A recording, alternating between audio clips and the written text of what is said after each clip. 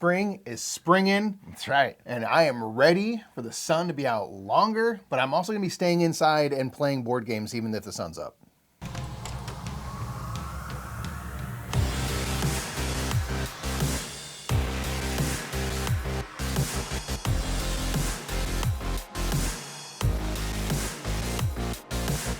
What's up, everybody? My name is Nick. I'm Mike. We are the Brothers Murph, and we are back with the best of Board Game Geek, a monthly video we talk about all things Board Game Geek. We talk about the hottest games of the month, some news, some personal picks of ours. You know what? Let's go ahead and get in the news.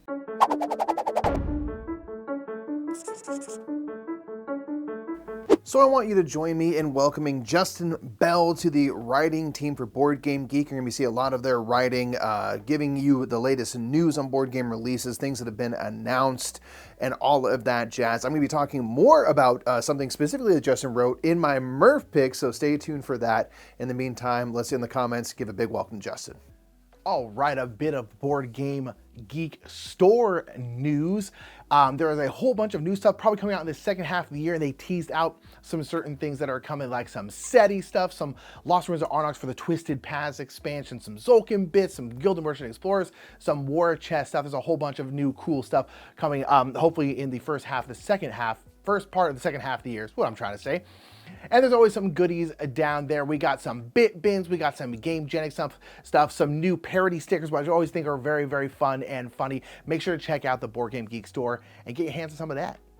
So that's a little bit of Board Game Geek news for you. We're here to talk about the hottest games of the month, okay? That's what we're doing here. So we're going to head right down here and talk about that hotness.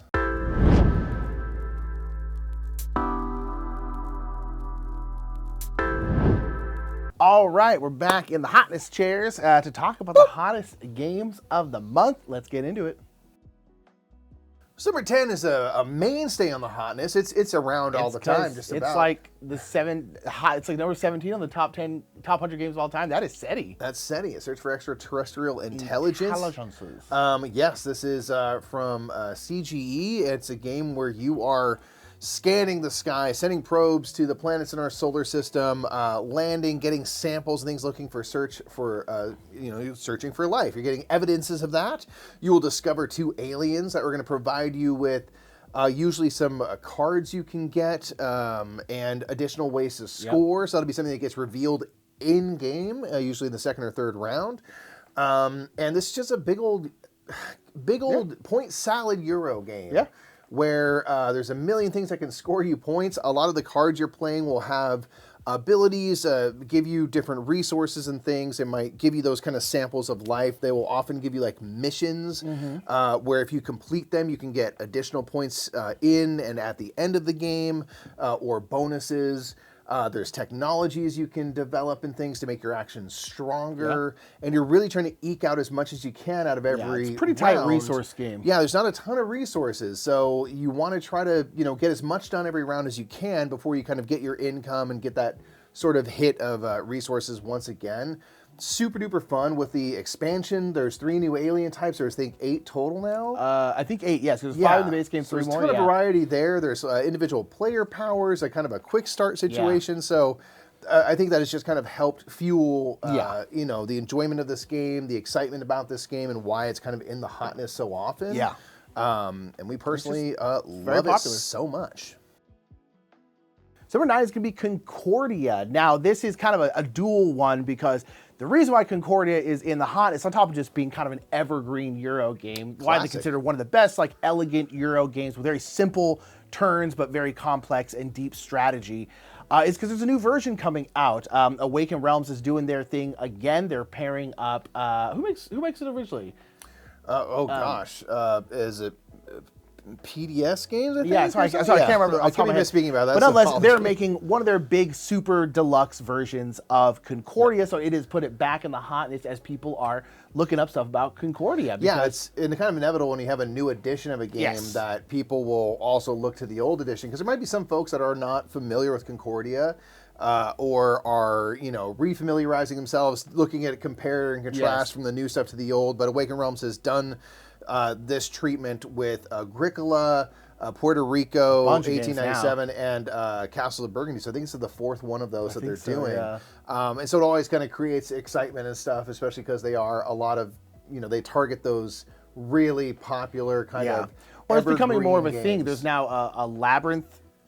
New big version of Labyrinth, which is Awaken Realms and Aaliyah, I guess Aaliyah, but Ravensburger, who owns Aaliyah. But there was the big crazy one for Terra Mystica, which was done by Steamforged Games. So it's becoming more of a thing. These kind of big evergreen Euro games, deluxe redos. Yeah, they're kind of giving them these big upgrades, which is cool. And so Concordia is the next one, and we're calling that one. We were like, I think Concordia will be at one point because it's not the most luxurious game in terms of the way it looks, and so it makes sense that they'll target this one as an upgrade.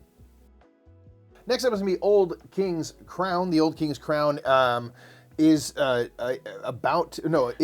another reprint. This game is both very popular and it's in the middle of another Kickstarter campaign. Yeah, so doing a reprint of the original and an expansion as well. And it was very well received the first time it went through a crowdfunding campaign, and then now people have it's doing very well. Their version of the game and are playing it and stuff. This is a kind of area control influence kind of game where, as Aldi from Board Game Geek describes, it's like the game of war, the classic card game, but with a million things you can do to mitigate and change all sorts of stuff to build this very large game out of a very simple concept, really. But in this, amongst everything else, you are going to be kind of warring over these three regions, these three lanes, essentially, and everyone's going to be playing a card in secret to that lane. And it's a simple thing of highest card wins. Right. But there are cards that have all sorts of effects that will mitigate its value, that will knock out other cards in the area, that will move cards. So now I have two cards in a certain lane. I can add those two values together, on and on and on. There's also these really game-breaking abilities that you can basically bid on each round to give you even more change, and then someone can maybe steal that later. You can journey. There's a council you can go and kind of help shape the game from there. It is a very much mess with each other kind of game. You got to be a little goblin of a person and just, mess with each other's stuff, which can be very, very fun to lean into. And it's got really cool art. The game designer is the artist as well. Very so it just pretty. feels very like singular. It's like an auteur, Right. It's just like this is their vision, and it's one Their that's passion, been very well received. It's been in and around the hotness pretty much from the jump. Once it started hitting people's hands again, it's big basically time. been in and around the hotness the entire time. Yeah, absolutely. So that is the Old King's Crown. Next up is going to be Almighty. Yes, this is a game where you are gods. I think there's like the god of love and war and different things. You're different gods with different abilities, and you are kind of influencing areas on the map to generate as much belief in you. You want to be the only god people believe in, which I love. I think it's hilarious. And you're definitely a petty god who's just like, oh, if you don't believe me, I'm going to smite you then or move you over here. So you are trying to, in each region, be the one that has generated the most belief. So they are going to worship you. But there are, your subject, I suppose. People can mess with them and basically make them favorable or unfavorable to you. So if they're unfavorable and they believe in you, it's actually going to subtract points from you. So you might want to, again, smite them, move them somewhere else, or bless them and turn them into a positive. So you're doing things to the map to add pieces, people, move people around, smite people, change their kind of allegiances and things like that to kind of rule over the different areas through these kind of cards. And you are all kind of different gods who have, I think, different kind of ways of accomplishing your goals. I really just personally like the kind of cartoony style of it and things. And it's kind of the concept of it. I always loved the kind of Terry Pratchett universe. The way they do gods, where it's like belief energy is like a real thing. And like gods either existing or being powerful is kind of dependent on how many people believe in them kind of thing. And so it's like, I like that concept of in a game where you're like, oh, you're trying to get people to believe in you and you get stronger the more people believe it. I was like, that's a very cool concept. And then it's got a very fun look. But I really enjoy that concept. I was like, oh, that's an interesting concept, both thematically and mechanically. Yeah, absolutely. So that is Almighty. Next up is going to be Dice Horde. Yeah, it's a little print and play. It's a little print and play. And I think you can get the game, or you can buy their other games through the crowdfunding campaign. But yeah, this is I love the little dice zombie looking dude. Yeah. I just love the way they look. I love the cover of this game. I'm not gonna lie. So this is a tower defense, solo tower defense roll and write game. Yeah. Where these dice are going to be, you're going to roll them out, different colored dice to kind of these different lanes. And the value of the die is going to be kind of the strength, the health of these, baddies that are coming in, and you're going to be building up your defenses, trying to reduce their health, lower their pips and stuff and knock them out as they kind of come in. But also the value that I believe that they roll will also dictate which sections you can take actions from and things. So it's super interesting. You're going to have like a tower board or a sheet where, people are going to be coming in. You're going to be seeing kind of the stuff on the horizon, the next round, which hordes are going to be coming in. And then you have like a ruler sheet that's going to give you abilities and things like that.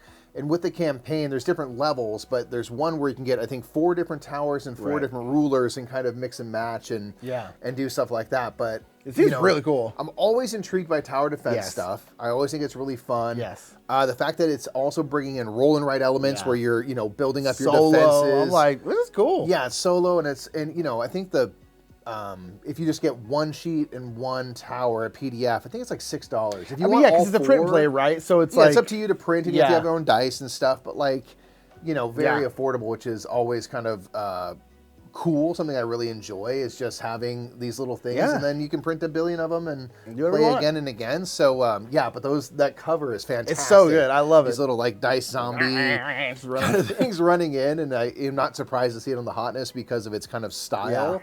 And I'm really intrigued. I just want to play it. Next up is going to be Brass Pittsburgh. The campaign for this one is starting soon. Yeah, I think this upcoming month here. But nonetheless, this is a new version, not a new version of Brass. Well, I guess kind of like the Great Western Trails, right? There's 3 Great Western Trails now. There's now 3 Brasses. There's Lancashire, Birmingham, which is number 1 overall on BGG, and then Brass Pittsburgh is coming through. I actually have gotten a chance to try this one out, and it's very brass, right? Like it's if you like brass, you'll probably like Brass Pittsburgh. If you don't like brass, I don't think it's going to change your mind. It's got a really, really great cover. I think it's the best looking of the brass games. Sure, and I imagine it's kind of like Lancashire to Birmingham and Birmingham to Pittsburgh in terms of the DNA, the core of the card play and stuff is the same, but then there's a little bit of difference over here versus this one. So it kind of gives you new avenues to explore. Yeah. All right, next up is going to be a new version of Nippon. It's Nippon Zaibatsu. Yeah. And so I guess this is kind of the theme of this month is it kind of is, right? New editions. We still have another new edition to talk about after this. This is, a new version of Nippon with some updated mechanisms and things like that. And also just bringing availability to this game back. This is an economic game set in Japan where you are kind of investing in new industries, building out, networks of rail and things like that, and kind of modernizing Japan during its Industrial Revolution. And throughout the game, this is something I'm always interested in, and I want to try this game to try this.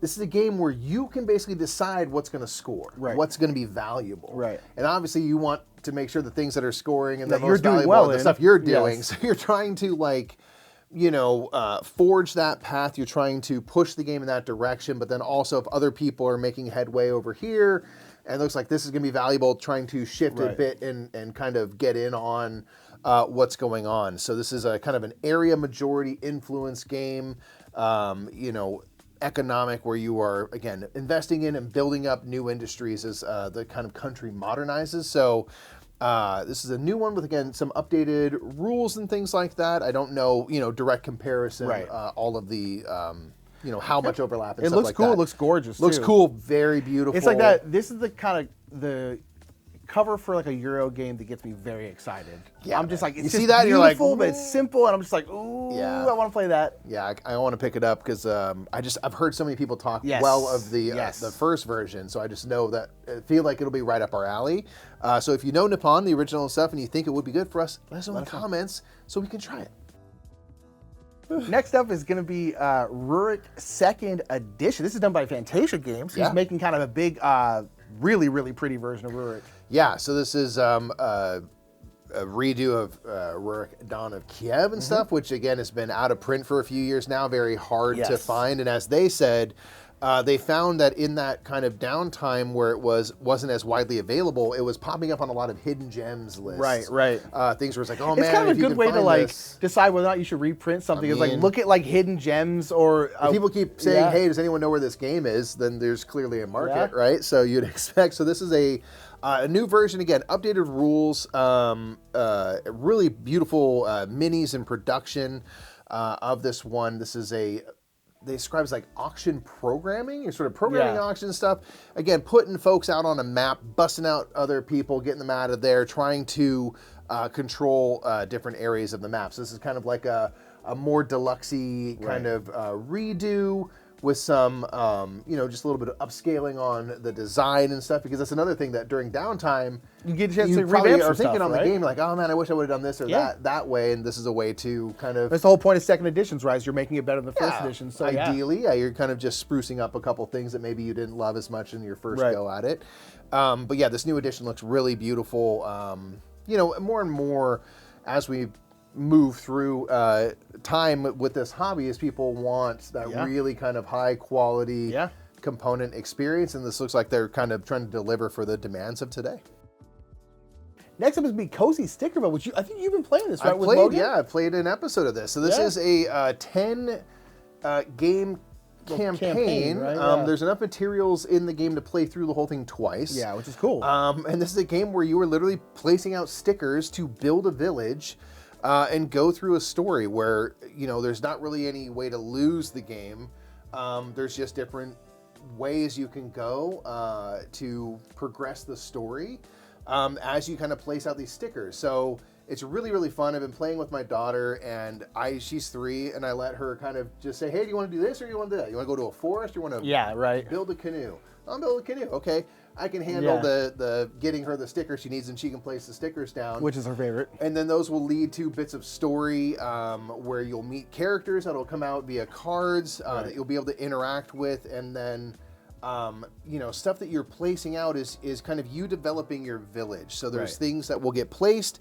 There's sometimes stickers you'll put onto other stickers that will kind of augment things, or once you go to a certain area, if you like harvest wood, you'll actually kind of cover up that little entry from the story because that wood is gone now. You chop that down. So you're going to be placing stickers, covering stuff up, kind of building out relationships with people that are moving to the town as you kind of try to have it prosper as much as possible. So it's very much aimed at kind of families. It's a game that's like mostly just placing stickers out. Right. But it's super duper fun. I'm really enjoying it, and it's really awesome to be able to play with my daughter because, I can read her the story essentially and let her just make the decisions, because there's, again, not really a right or wrong answer. Yeah, so where do you want this hut to be? I want it over here. Perfect. Let's build it up there. Right. Super duper fun. You die. Immediately game over. So it's really fun to kind of go through. So we played the first year, and we're going to be moving on throughout the other ones and kind of see where the story takes us. Yeah. Super excited. Next up is going to be For the Gods, which I love. I love the look of this game in general. The kind of big circle board, all the stuff you're stacking up, but the cover itself is gorgeous. Yeah, so this is a game by Mighty Boards. Yeah, by Mighty Boards, where you are going to be building out these towers to worship the gods, and they're only going to worship the tallest tower. They love a tower. They do. They gods love a tower. Like, just worship me. Is that enough? Where's the god that loves an Arby's? Just worship. Yeah, build the biggest Arby's you can possibly imagine. Stuff it full of meat, and then I will bless you.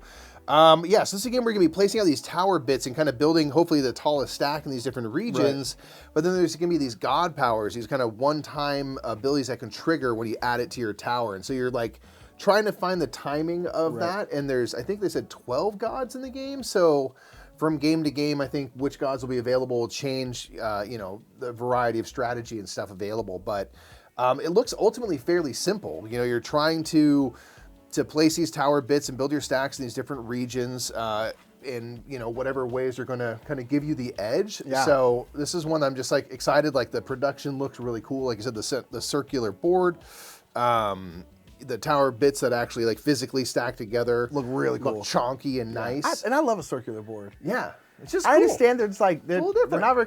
I'm always intrigued by a circular board. Yeah. Does anyone else have anything like that? Like I'm immediately like, why is the board a circle? I'm curious. Yeah, it's like it's different. Right? Yeah, Like, I'm always cool. intrigued by a circular board.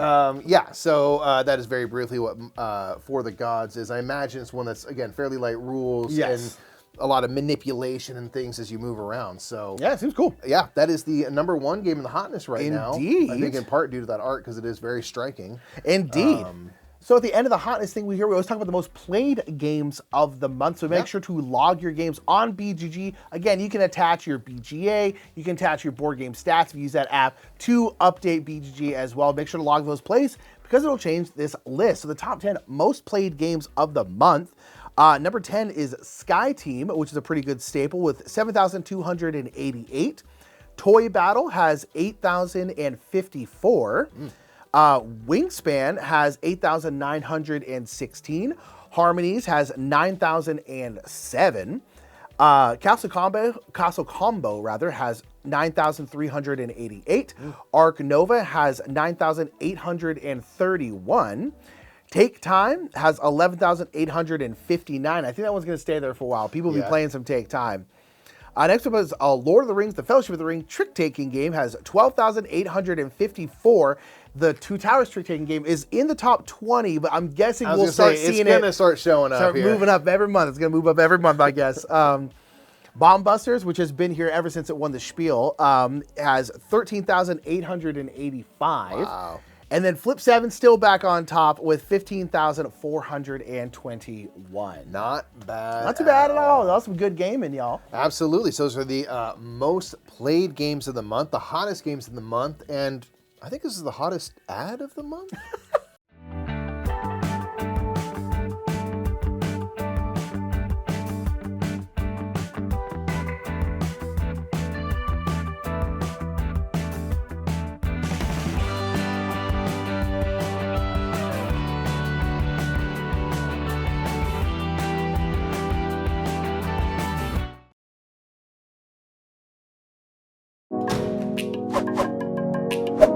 My Murph pick is going to be solo games that you can play over morning coffee. This is a post by the Crazy Scotsman, who I assume is from France or something like that. But nonetheless, this is a little list that they made talking about solo games that they can play over coffee. They enjoy playing a little solo game, something kind of engage their mind in the morning before they get into work. And I really like that idea because in the morning, at least personally for me, I've been actively trying to not just like watch TV before I come to work, and especially not like just scroll on my phone. We all could just doom scroll less in our life. And so I want to not be on my phone, but preferably not even really watching TV. So I've been doing Sudokus in the morning, which I've been really, really enjoying, but I'd love to have some solo games I can play as well. So the Crazy Scotsman on this they had like basically 3 criteria for this list, which is basically needs to be fully playable in 30 minutes. So that's setup, takedown, everything completely done in 30 minutes. Has to be thinky enough to engage their mind without being too thinky, because they then are going into work, and so they don't want to absolutely destroy their brain with a game and then have to go into work and think all day, right? So a little bit of thinkiness, something to kind of, again, wake your brain up, get it going, but without being too much. And then, of course, also something that you can play with one hand, because the other hand is going to have a cup of coffee. And so I love that kind of criteria. Just 30 minutes, thinky without being too crazy, and then playable with one hand. So you can have a cup of coffee and kind of be boop, boop, boop, boop, boop. I love that. I like this list a lot. It's very cool. I'm trying to implement this. Maybe I can play some of these games in the morning instead of my morning Sudoku, which I have been enjoying a lot for the same reasons. A little bit of thinking, get my brain going, and I'm not just doom scrolling on my phone, which is definitely a good thing. So in an article I read by Justin Bell, who is, again, a new writer here on the Board Game Geek team, they like to engage in what they call the cult of the new-ish.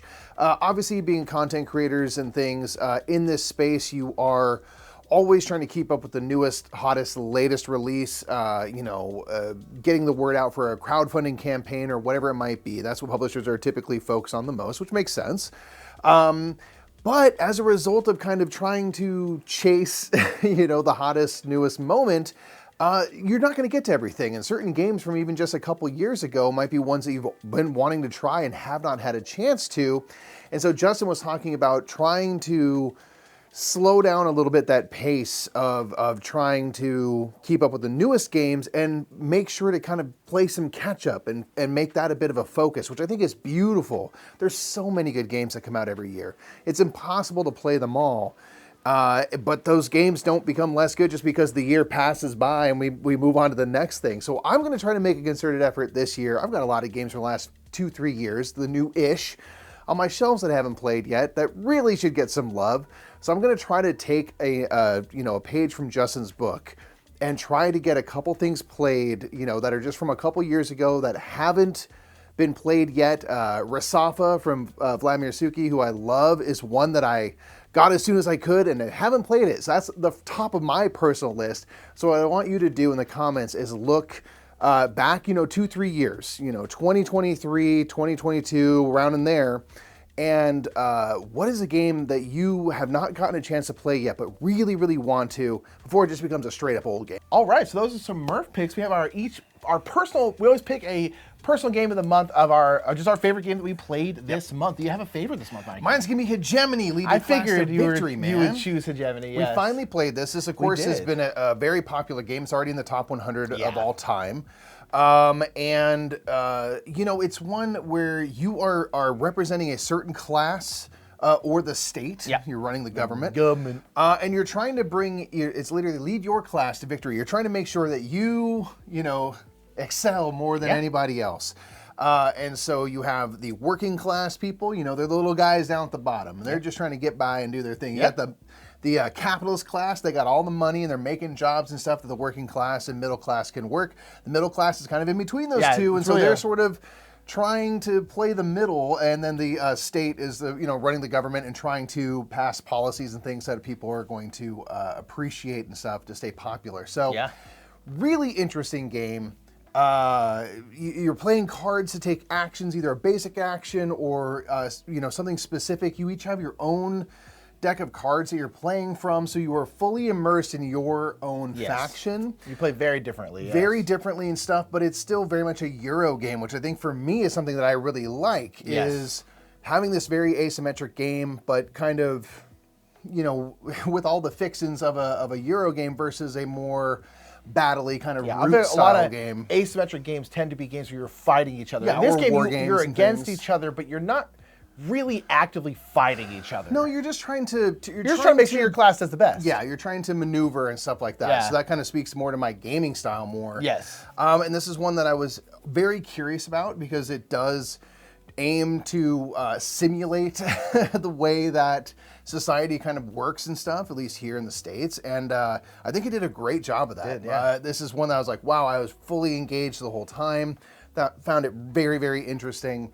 And really want to play again to play different factions and see how the game feels as somebody else. Because I was the capitalist, that's the only one I really know at all, because I was so focused on that, I don't even know what everyone else was doing hardly. True. So yeah, that's my pick, is Hegemony. Yeah, it was very cool. My pick is going to be Nemo's War, which is, I did a solo game of, I really, really like Nemo's War. And I was kind of reminded how much I enjoyed it when I got to play this game. Everyone has that thing where once you don't play a game for a year or two and you kind of not convince yourself you don't like it, but you forget how much you like it is a better way of putting it. And that's very much Nemo's War for me. And so I got a chance to play it again. And I was reminded just how much I enjoy it. But yeah, this is a game we are taking on Captain Nemo of 20,000 Leagues Under the Sea. And you're doing all this different stuff. You can like sink ships. You're trying to find like treasures. You're trying to see world wonders. You're trying to do all of these things. But depending on the captain's motive, all of those things will score differently. So if you have like a war motive, you're going to get a lot of points for sinking a lot of ships because you're just trying to fight everybody. If you have an explorer motive, which is what I was playing, you're more about like seeing world wonders, discovering science, getting treasures, all those things. They're multipliers for their points are going to be a lot higher than for like the war one, whereas sinking the ships, that multiplier is going to be a lot higher. And so it's cool because you're playing the same game, but depending on the motive, what scores well is completely different. So there's just certain things you end up focusing on depending on the motive. It's really, really fun. I really, really like this game a lot. And it was really nice to get to play it again. Very cool. So those are our favorite games that we played this month. In the comments, let us know what you've been playing. What have you been really into? What from the hotness caught your eye? What have you been playing? What's your favorite game of the month? All that, get those in the comments. Make sure to welcome Justin onto the team as well. And we will see y'all next month. Bye, everybody.